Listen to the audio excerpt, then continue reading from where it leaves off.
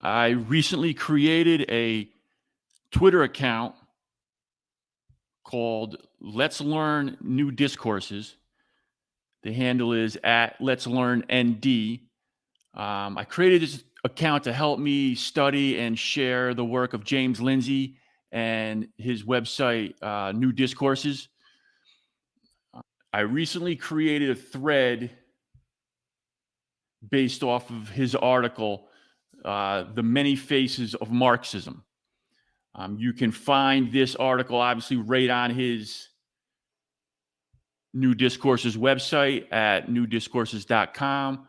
I will link to this article in the description, so you can pull it right up from there if you'd like. What I did was I created a thread based off of this article, and the reason I did that is because it helps me to, I guess, digest everything that's in the article. There's so much information that it helps me to break it down into segments, into pieces. So basically what I did was I basically took kind of like what I thought were highlights or things that I thought were, the most important parts. It's not easy to do because really the whole article is very important and very good. But I have to, try to break it down. It kind of helps me go through it. So what I did was I went through and I, created a thread of what I thought were highlights, and I'll just go through them with you, and maybe you'll find it helpful as well. First of all, let's start, right off the bat. The article is called the Many Faces of Marxism, right? So kind of the overall picture here is how he's tracing Marxism from the original Marxism, kind of through the cultural Marxism, through the critical Marxism, through into kind of the identity Marxism, into the woke Marxism, what we have now. But just at the the very beginning and the very basic thing is to understand Marxism in the first place, and why everything else is built. All these other ideologies have been kind of taken from it and built on top of it. So I'll just go through here. This first tweet in this thread after the article says, most people go about this incorrectly by assuming Marxism is a complicated economic and social theory of political economy. So, like, right off the bat, you get a sense that, James is trying to tell us that Marxism at its core, at its base, is not about economics. That there's something underneath it that kind of informs the whole theory.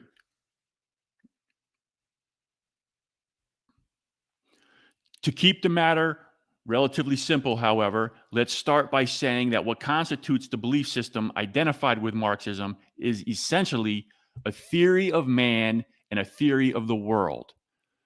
So Marxism is not an economic theory. It's a theory of man and a theory of the world. So, Marx kind of placed it in the economic realm for reasons that we could talk about later, based on the time and what he thought was the problem at the time. But it's not necessarily about economics. It's a theory about man and a theory of the world. And when he says man here, he's talking about humans, man and women, right? Obviously, Marxism is a circular theory of man's self-creation. Man creates society and embodies that creation in the state.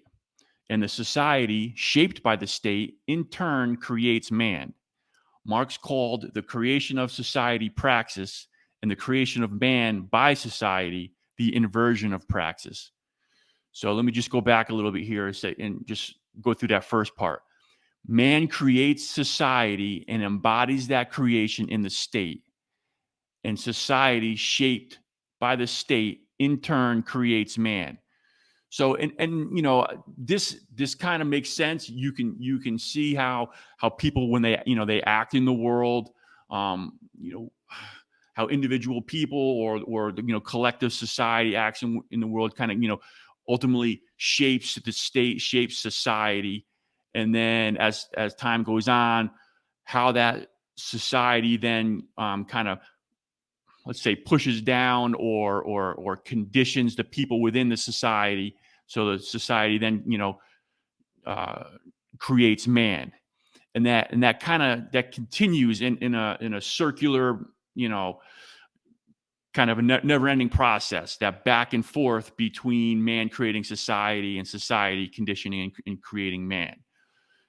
So as man is acting in the world and creating society, he calls that praxis.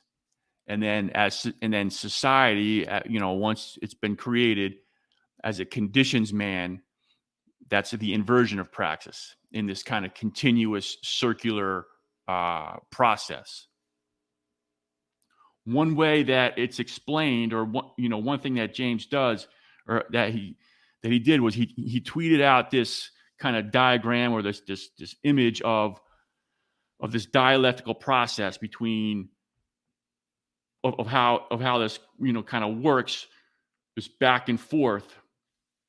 So if we come over and we look at this here, and if we say we start at the bottom, and let's say we start on the right hand side at the bottom, and we'll say this is man here, and as he comes across the bottom to the left hand side, that's society, and how man acts in the world and creates society is what's called praxis. And then continuing up, actually, to the other side, back to the right hand side, but a little bit higher on the right hand side, that's society then conditioning man and coming back down. That's what he refers to as, or what Mark refers to as, the inversion of praxis. And you can see how this continues to kind of spiral. And also what you'll see is as it gets narrower and narrower and narrower as it goes up higher. So the idea is that as this process continues, man is kind of perfecting society, and society is perfecting man, getting closer and closer to what Marx believes is going to be the communism at the end, where eventually the state and or society and man basically kind of become one. The state kind of dissolves away, and you have communism. I'm just going to jump over. What I did was I kind of put this on the side to see if I could. Excuse me. Let me pop that back on. I put that on the side because if you kind of think of time moving forward. So in this other picture, this would be happening, but as time progresses, it's moving from the bottom up to the top, right? So I just kind of flipped the diagram on its side so you can see maybe time moving from left to right. And in this case, you would have man at the bottom and society at the top. So starting in the back at the bottom, you would have man shaping society, coming up through praxis, shaping society. Society would be at the top, and then society would then in turn be coming back down and conditioning man at the bottom. But now you're at kind of like that second ring, which is a little bit narrower, a little bit closer to what Marx wants to get closer and closer and closer to communism. So then in that coming down phase, that's the inversion of praxis back down on man. And then man then acts in the world, praxis coming up back into society, and society through the inversion of praxis conditions man. So and that just continues on, and through time. And the way, and you can see how they think they're getting closer and closer to perfection, closer and closer to communism. And then you can see how it's kind of like they're trying to get to, the ultimate point here, where it's basically the end of history, right? Where man and society become one. It's now a communist society, and supposedly everything's great. The other thing you can see here is how, they use the term being on the right side of history, because they think history is going to a certain perfect place. They think it's going to communism. So when they say, they're on the right side of history, that means, that's the direction that they want to head to achieve communism. And then, people who oppose them or disagree with them, they say are on the wrong side of history. Okay, so let me just come back to the thread here. So I'll just read that one more time. Right. So Marxism is a circular theory of man's self-creation. Man creates society and embodies that creation in the state, and society, shaped by the state, in turn creates man. Marx called the creation of society praxis, and the creation of man by society the inversion of praxis. Right? So this is like just the foundational ideas of what's at the base of Marxism. So the next one here says, power in the world of man is not equal, however. Thus, neither is the capacity to create society and through it to create man. There is a division of labor, which, like the fall in Genesis, has estranged man from other men and, in fact, from himself. So, right? So what's happening, what Marx believes is that there's something in the way of man creating society in the way that he thinks it should be created. He thinks there's something blocking that. There's a power, there's a force that's blocking that, which is blocking man from truly kind of realizing that that they are communists. And in this case, Marx kind of points to the where are we at here? He points to the division of labor as that blocking point. Okay, the next one here is, as he wrote in the economic and philosophic manuscripts of 1844, communism is the answer to man's estrangement from himself, and thus man's estrangement from man. Communism, therefore, as the complete return of man to himself as a social human being. So Marx believes that man, fundamentally, it's man's human nature is as a socialist, as a social being, but they can't realize that because they are being blocked by the division of labor. They're being blocked by private property. They're being blocked by capitalism. So that's why he located his theory in economics, because that's what he thought was blocking man from fully returning to himself or understanding himself as a socialist, as a communist. Because man is estranged from himself and from others by the existence of private property, power is unequal. These power relations flow from property, however, because ownership confers power. So there it is, right? That's where he's locating the area of power, of force that's blocking man from fully realizing his true self. And he's using the term man both as kind of individual and collective man. He believes that there's no difference between the individual man and collective man. In this regard, property owners declare themselves the demiurgic creators of a corrupt and evil society. They do this by writing a religious mythology justifying their own privilege, what Marx calls ideology. So this is here we are, right? So this is where he's blaming the property owners. He's blaming the capitalists, there's the word here, a demiurgic creator. Basically, there, for now, I just say that it's like like an evil force that has corrupted society and holding back man from realizing who they really are. Society, then, which conditions man through the inversion of praxis, is stratified, right? So that dialectic. Let me just jump back to that real quick.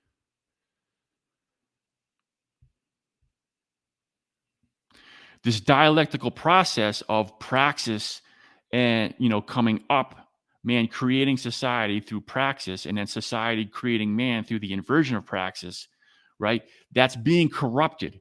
It's being corrupted, let's say on the top side of this cone. It's being corrupted um, by the capitalists, what Marx thought, or this um, to take it out of economic realm, we'll just say by some force or by some power that is corrupting society for its own benefit, right? And holding everybody else back. They're oppressing everybody else, right? So this dialectical process of in praxis and the inversion of praxis going through is being corrupted at on the top side, on the, let's say, on the society side, which is holding man back from achieving communism to realize their true selves. It's separated into a class of people with access to that special form of property, and those who are excluded from it, but forced in some way to maintain it, to the sole benefit of the people who have access to it. Right? So there you go, right? It's that special form of property, and in this case, Marx located it in economics, in capitalism, in the ownership of private property, is excluding other people from achieving their true selves. Society is stratified into those privileged by access to the special form of property and those who are oppressed by exclusion from it, so that man forgets who he truly is, creator and product of a social system called society, and thus a perfectly social being. Right? So this is what Marx believes. Marx believes that man is basically creating society and also creating himself. So man is his own self-creator. Man is basically his own God. And through this process of creating society and then creating himself and continuing that process through to eventually achieve communism. Man isn't independent, he is interdependent. Man owes his existence to society, neither dependent as its object or independent as its sole subject, but interdependent, subjectivity and objectivity in dialectical relationship. Men in the individual owe their lives to man in the collective, which is only possible when men understand who they always were and thus who they are intended to become through the magical cycle of praxis and its never-ending inversion. Right? So there's that dialectical process basically moving through history, getting closer and closer to communism as it continues to, as it's becoming, as man is becoming more socialist and society is becoming more socialist, eventually becoming more and more perfected towards communism. Throughout his writings, Karl Marx was obsessed with explaining why man is no mere animal. The false resolution Marx seems to have had in mind, however, is that man became human by lifting himself out of animality, bit by slow bit, through the endless dialectical cycle of praxis and the inversion of praxis. How, though, did man make himself and thus sublate himself above the other animals? Sociality. Man made himself socially through his society, which he created for himself in the first place. Thus, man is a social being, and if he hadn't fallen through the invention of private property, and thus his own self-estrangement, he would still realize he is a social being. right? So Marx believes that man is a social being, and when he says a social being, he means like a socialist being, and that he fell out of understanding that he's a social being through the invention of private property, because now that's creating a hierarchy, and it's blocking man from understanding that he's truly a social being, a socialist being. So he's putting he's locating the the the force holding people back. He's locating in economics, in capitalism, in private property. Marx's antiquated word for this is species being, a man who lives for the benefit of his species and who knows it. Right? So this is the fundamental idea that that Marx thinks about human nature, and it's fundamental to his everything else that his entire theory, believing that man is a species being, man is a socialist being, and that, as it says here, a man who lives for the benefit of his species and who knows it. Conscious life activity distinguishes man immediately from animal life activity. It is just because of this that he is a species being, or it is only because he is a species being that he is a conscious being, i.e., that his own life is an object for him. And this that was a quote from Marx's economic. Um, I think that's supposed to be EPM, Economic and Philosophical Manuscripts. Yeah, that's supposed to be EPM. Man's life activity is the construction of society by which he constructs himself through himself. See, so there you have it, right? Man is creating himself through himself. It is something he can sit apart from and contemplate and act upon willfully, envisioning how he wants it to be created.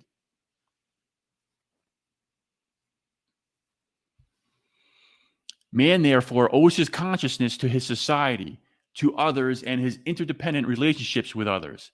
In fact, his life activity is primarily this: the conscious creation of himself and his society, thus, the future of himself. In creating a world of objects by his practical activity, in his work upon inorganic nature, man proves himself a conscious species being, i.e., as a being that treats the species as its own essential being, or that treats itself as a species being. The problem is that the division of labor has alienated man from this true nature of himself, which he could know if he didn't believe labor as it occurs under the division of labor is what he's supposed to be doing with himself.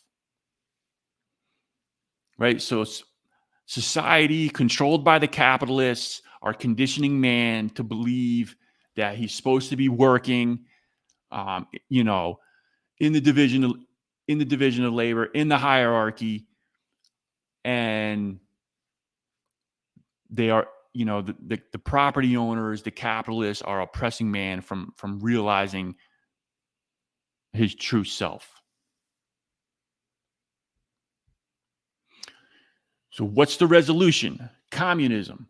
As we read from him before, communism, therefore, as the complete return of man to himself as a social, i.e., human being, a return accomplished consciously and embracing the entire wealth of previous development. How is it to be achieved? According to the Communist Manifesto, communism can be summarized in a single sentence: the abolition of private property. In other words, man is to abolish private property and thereby undo his fall and reinstate his true nature as a species being, which is essentially and not at all crudely communist. So if man can abolish the oppressive forces of capitalism, of private property, they can then come to realize their true nature as a communist. He is a being that has arrived at, or more accurately, returned to, the positive transcendence of private property.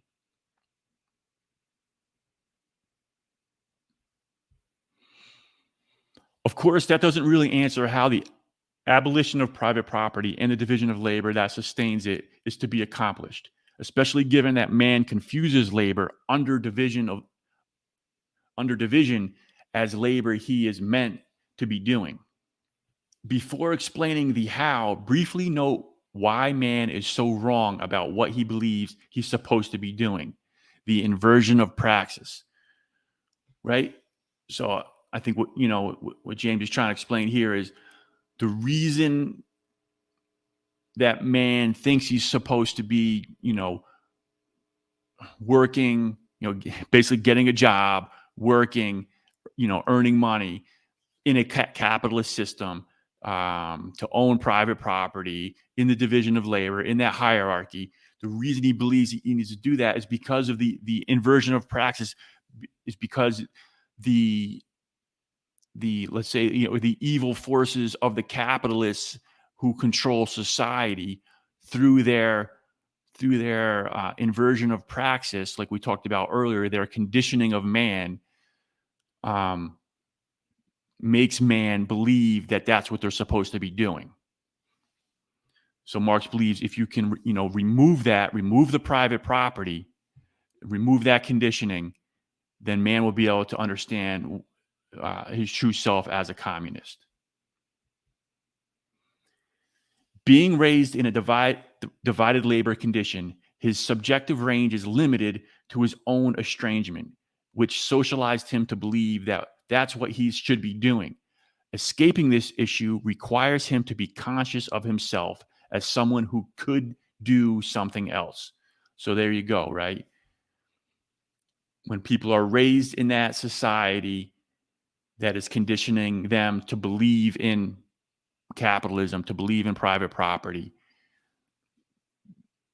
that's what's limiting them from understanding who they really are. In creating a world of objects by his practical activity in his work upon inorganic nature, man proves himself a conscious species being, i.e., as a being that treats the species as its own essential being, or that treats itself as a species being. The fall of man through the division of labor really is characterized as a fall of man. Like in Genesis, in the fall of man,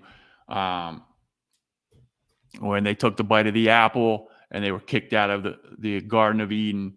It's the same kind of concept, or it is the same concept. Man becomes estranged from himself in the same way he became estranged from God in the fall from Eden. But now he is to be seen as his own creator through the demiurgic powers that manifest in society itself. The result of this fall is that man comes to believe himself to be an individual, and thus he doesn't and can't know who he is.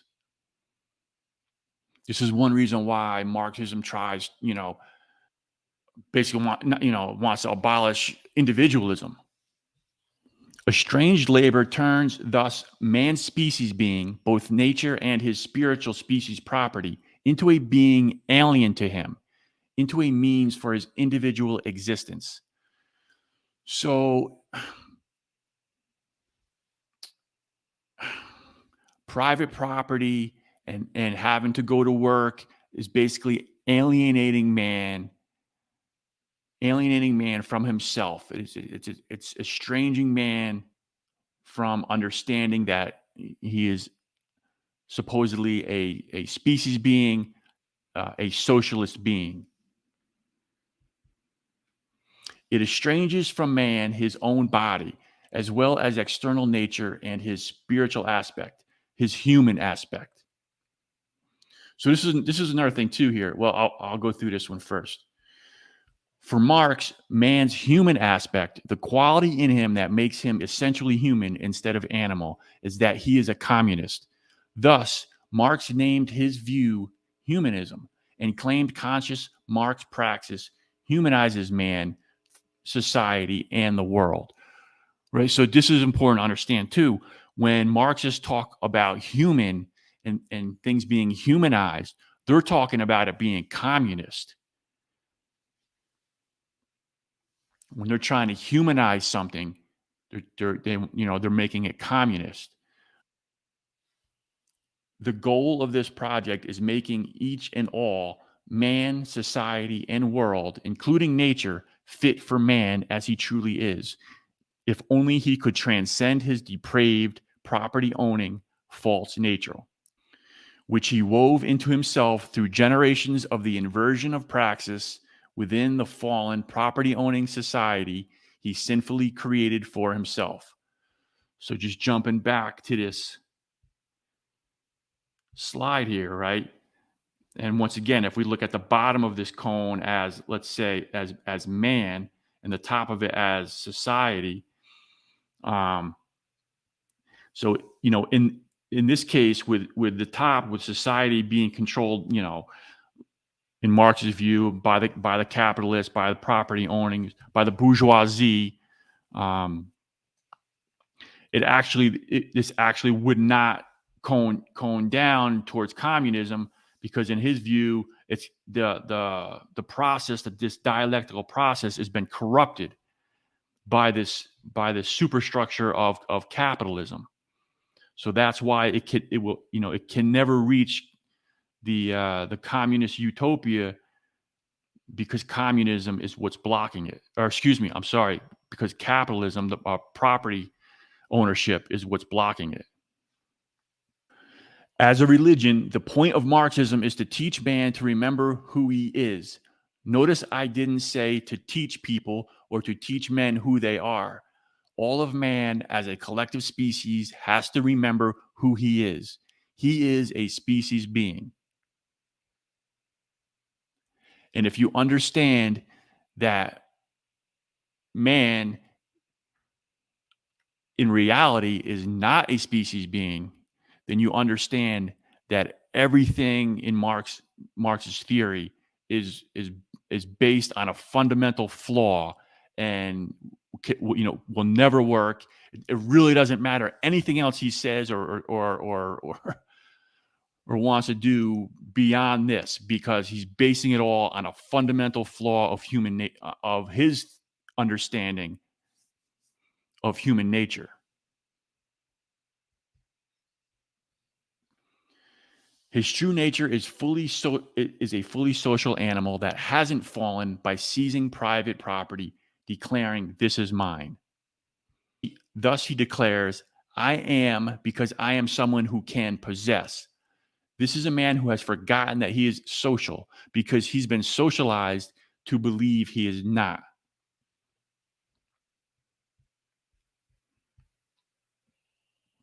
Because man is always creating society, praxis, conscious or not, and society is always creating man through the inversion of praxis, man is always a social being. The question for Marx is merely whether or not he is conscious of it. Man's individual and species life are not different, however much, and this is inevitable. Right? So this is what he believes, right? Man's individual and species life are not different, however much, and this is inevitable. The mode of existence, well, let me bump here. The mode of existence of the individual is a more particular or more general mode of the life of the species, or the life of the species is a more particular or more general individual life. The individual for Marx is someone who can assert, "I am someone who can have this thing that I withhold from you," while pretending that's not a social relation. And the communist is someone with the human consciousness that returns him to his social nature. So, as far as Marx is concerned, this is important to understand as well, right? So, if you're not communist, if you're not a Marxist or a socialist communist, you're not human. As a corollary, we see Marx's theory of alienation by labor. Because you might value that thing and want it or something similar, or the advantage it confers, my assertion of having something enables me to require you to work for me to gain access to it. Thus, I estrange you from who you are, someone who can subjectively imagine and then create objects and see yourself as their creator, because you're creating objects for me out of your vision. We became estranged, and the power that follows from possession, thus individuality, estranges us. It is sin, and the wages of sin are toil and death.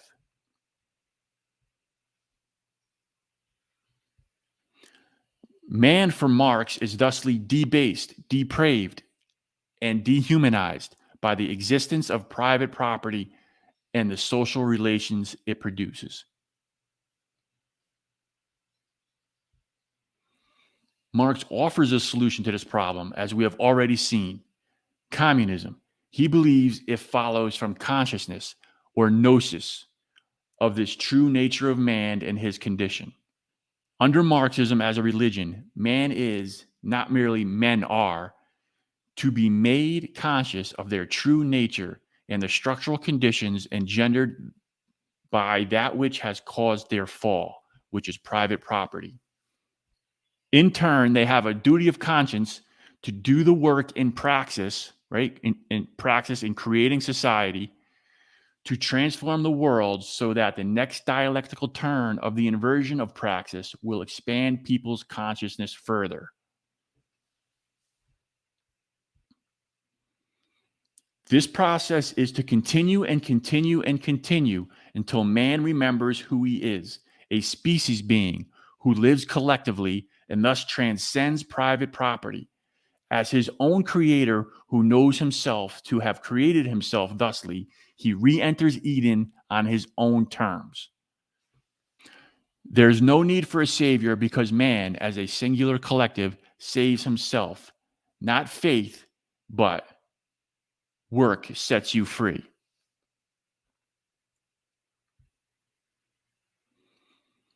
The essential reason for this is the dialectical faith at the center of Marxism.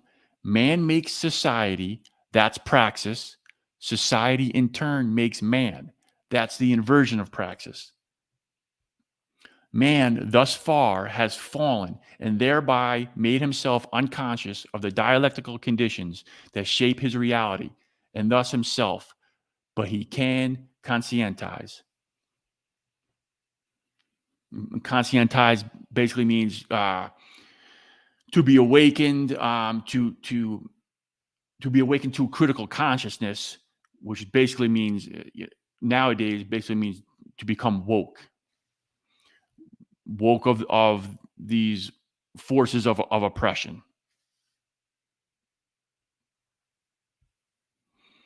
He can become aware of the conditions that shaped his reality and himself, and thus he can make himself as he should be, recollecting, in the Hermetic sense, his true nature as a species being, which Marx later called socialist man. The creation of man through society, through his state as man's self-made messianic savior, can be consciously directed back to where it should have been all along. The prison of being can be escaped.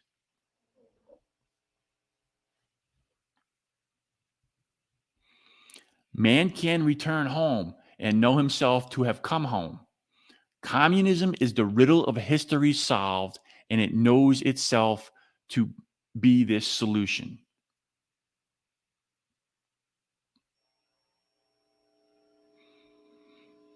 And this is the last tweet in the thread here. And this actually, I took a screenshot of something that I should have posted a little earlier in the thread. It's from earlier in the essay. I was kind of taking highlights out as I was going through. But this is something that I wanted to come back to, something that I had missed earlier, and I wanted to put in here. Let me make this a little bigger here. As Marx wrote in the economic and philosophic manuscripts of 1844, Communism is the answer to man's estrangement from himself, and thus man's estrangement from man. So here's the quote from Marx. Communism as the positive transcendence of private property as human self-estrangement, and therefore as the real appropriation of the human essence by and for man. Communism, therefore, as the complete return of man to himself as a social, i.e., human being, a return accomplished consciously in embracing the entire wealth of previous development. This communism, as fully developed naturalism, equals humanism, and as fully developed humanism equals naturalism. It is the genuine resolution of the conflict between man and nature and between man and man. The true resolution of the strife between existence and essence, between objectification and self-confirmation, between freedom and necessity, between the individual and the species. Communism is the riddle of history solved, and it knows itself to be this solution. So just looking at let's look at the first sentence in this quote here. Communism as the positive transcendence of private property as human self-estrangement. So what he's saying is, right, so it's if man can understand that they need to transcend it's private property that is alienating man from himself. And if they can transcend private property, they will come to know themselves as who they really are, as a species being, as a social being, a socialist, as a communist. Just jumping down to the last sentence in this, where it says, communism is the riddle of history solved. James wrote an essay titled "The Riddle of History Solved," and I suggest you take a look at that when you get a chance. But one thing he points out is, first of all, why does Marx thinks that history is a real riddle to be solved to begin with, right? In what way is history a riddle to be solved? But that's a fundamental assumption that he's making right off the bat.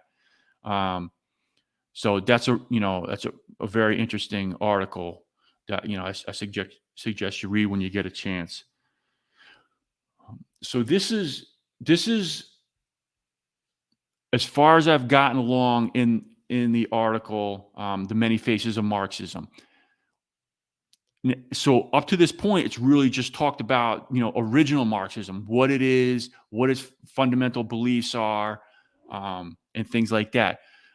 I'm going to continue the thread, and I'll come back. I'll probably make I will make a part 2 to this, so I can, finish out the article. But it then kind of goes into how Marxism, how these ideas of Marxism were kind of plugged into, theories down the line. How it was plugged into cultural Marxism, how it was plugged into critical Marxism, how it was plugged into identity Marxism, into wokeism.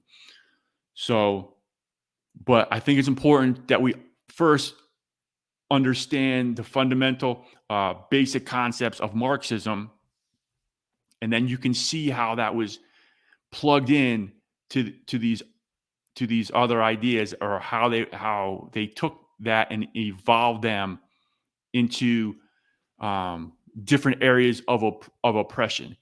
Taking it out of the economics and moving it into culture and into identity factors. But it's the same format all the way through. So I appreciate you listening. I hope it was helpful. Breaking it down and going through it that way might have triggered some thoughts in you. Might have made some connections. This is a lot of information, and it's like I said, I'm doing this mostly for myself to help me study and go through. But at the same time, I figured I'd share it out, through this Twitter account, and then try to make some of these